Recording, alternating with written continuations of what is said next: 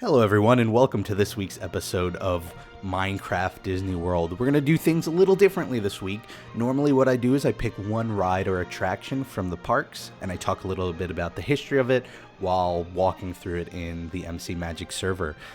This week, rather than focusing on an attraction, I'm going to be focusing on pavilions. And anybody familiar with Disney knows that when you mention pavilions, odds are you're talking about World Showcase at Epcot. Now, because there's not as much content there and because the history is a little harder to get to, rather than doing one pavilion per episode, I'm going to be covering two. And this week we're going to be starting with the two outermost pavilions, and they're the two that you would run into first depending on which way you go through World Showcase, and they're the Mexican and Canadian pavilions. So we're going to start off with the Mexican pavilion, and what you'll notice first from walking into that pavilion is this big Mesoamerican pyramid. And it sort of stands there. It's almost like a mini weenie, which, is the term that Walt used for, a tall structure that would draw people towards it. And a fun fact about this pyramid is at the top, there's actually an office. And in that office is where they do all of the controlling for the Illuminations Reflections of Earth fireworks show that takes place in World Showcase. It's, of course, like anything else, uses forced perspective to look taller than it really is. And on the inside, there's actually a whole bunch of stuff. But let's start with the outside first. So one thing that you're going to see as a trend in all of these pavilions is that there's a focus on food and drinks more than anything else. You could buy merchandise, of course, and in a couple of instances there are rides. But more than anything, it's all there's so much about food when it comes to these pavilions. And there are actually 4 places that you can eat here in Mexico. And on the outside, that starts with the Cantina de San Angel, which is a counter service. You could get food pretty quickly. They have, sort of typical Mexican cuisine. I think one thing you'll notice throughout all of these is that they try to find a balance between authentic cuisine from these countries, but more safer cuisine. And I don't mean safer in the literal sense. I mean in the sense that it's less exotic. And so, the tourists who come and visit Disney are more likely to eat it. So, for instance, if you go there, you'll probably find things like nachos, which is something we're all familiar with. It's not something too different and outside of our experience that we might be afraid to try it. And it's got some nice lakeside seating, so if you're really lucky and your timing's right, you could probably catch Illuminations. And right next to that place is actually another restaurant. It's a sit-down location called La Hacienda de San Angel, and it's opened up only a few years ago. It's an indoor/outdoor restaurant where you could get more, I would say, fancier Mexican cuisine. And of course, with all this, you could get Mexican drinks, both alcoholic and non-alcoholic.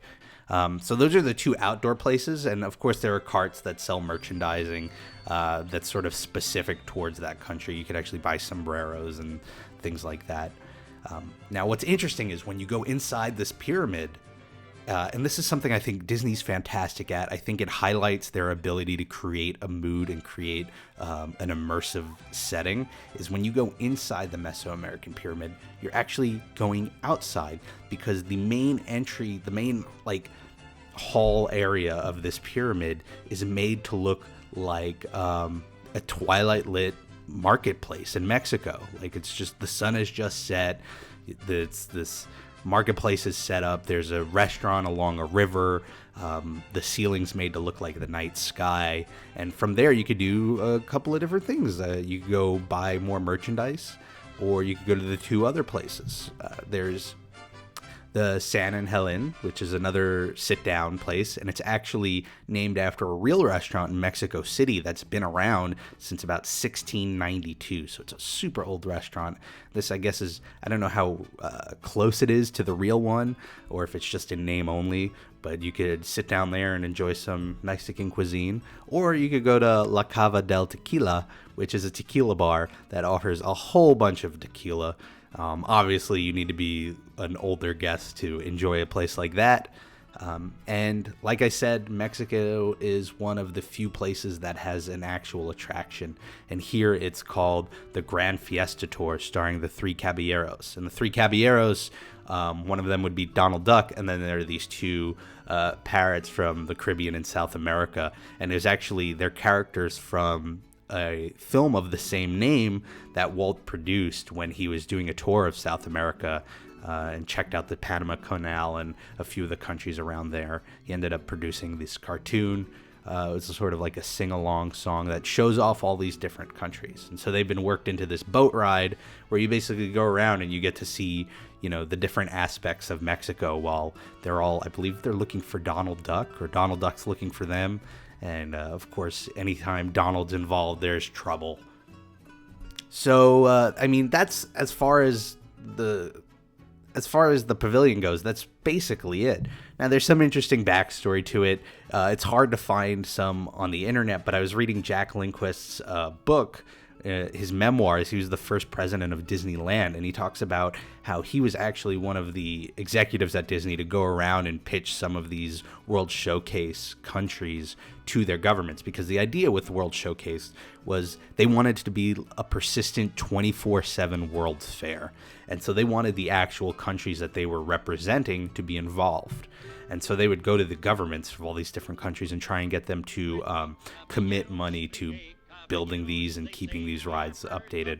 Now, the problem there is that Disney's format was very long-term. Oftentimes, they would go to a company and they'd ask them to sponsor an attraction, and it would be a multi-year contract. It would say, we want you to commit $10 million over 10 years to keep this attraction up and clean and updated. And with a company, that's fine. The problem with a government is a lot of governments turned out to have laws regarding how much you could commit. Especially a lot of these countries do their budget on a year-to-year basis. So they cannot commit to, giving $1 million to Disney 9 years down the line, because they don't know what their budget's going to be like 9 years down the line. And in many cases, the government, the people who are in the government at that time won't be there 9 years down the line.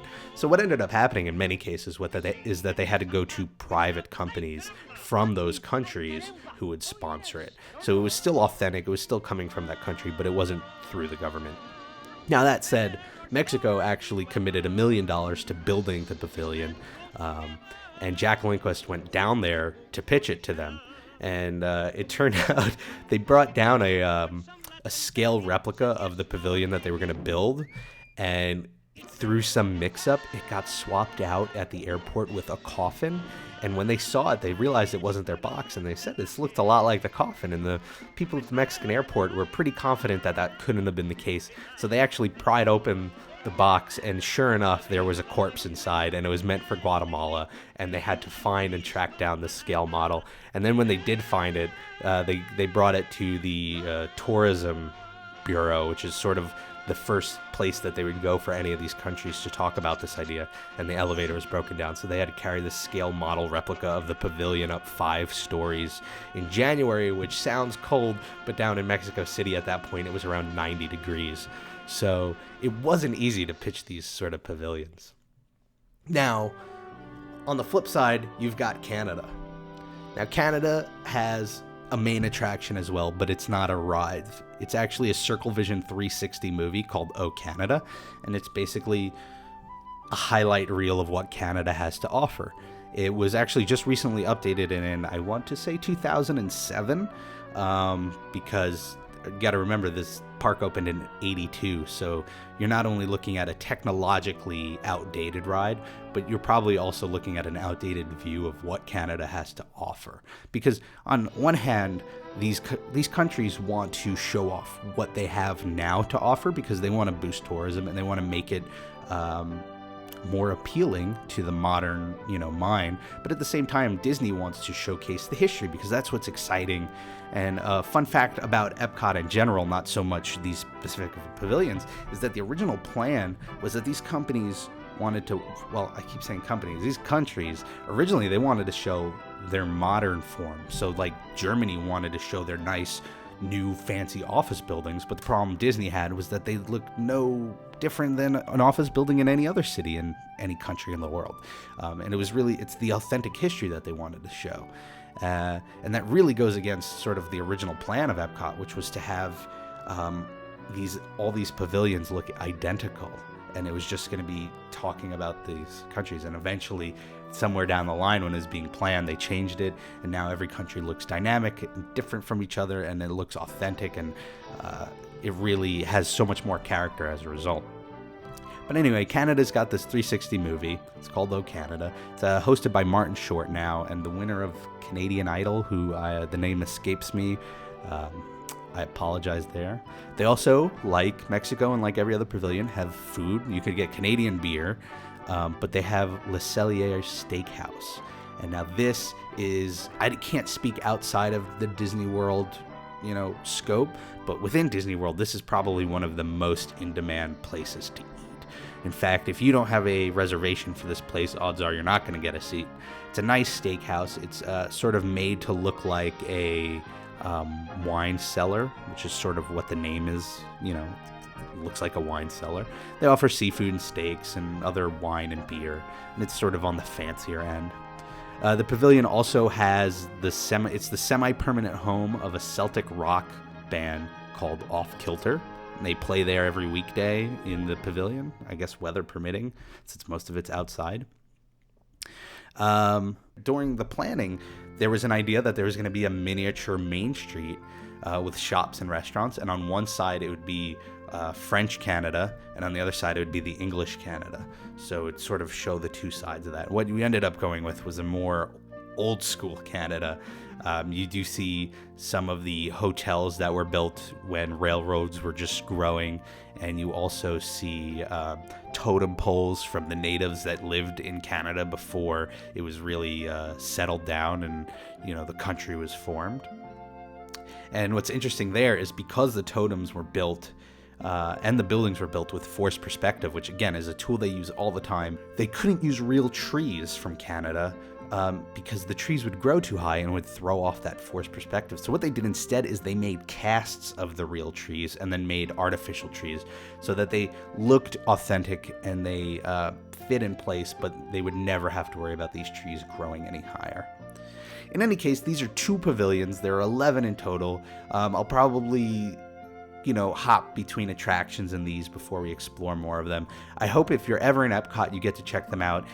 Understandably, when you're younger, I feel like you don't appreciate these as much because there aren't attractions, and I remember being a kid and it wasn't as fun. But when you're older, especially if you have like a wide palate, it's really interesting to go and try food from all these places, try drinks from all these places, and it's a great way to experience the immersive nature of Disney. You could go to 11 different countries that all look and feel different when you're there, yet you're talking about a span of a mile or two, and it just totally feels like a different place.